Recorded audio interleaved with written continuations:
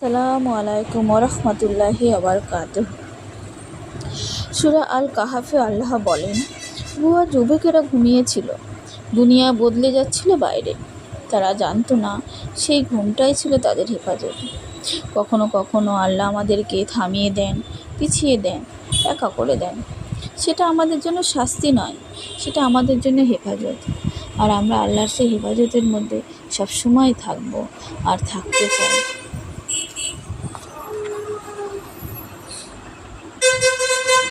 আসসালামু আলাইকুম ওরহমতুল্লাহি ওয়াবারাকাতুহু। সূরা আল কাহাফে আল্লাহ বলেন, বুয়া যুবকেরা ঘুমিয়েছিল, দুনিয়া বদলে যাচ্ছিল বাইরে। তারা জানতো না সেই ঘুমটাই ছিল তাদের হেফাজত। কখনো কখনো আল্লাহ আমাদেরকে থামিয়ে দেন, পিছিয়ে দেন, একা করে দেন। সেটা আমাদের জন্য শাস্তি নয়, সেটা আমাদের জন্য হেফাজত। আর আমরা আল্লাহর সেই হেফাজতের মধ্যে সবসময় থাকবো আর থাকতে চাই।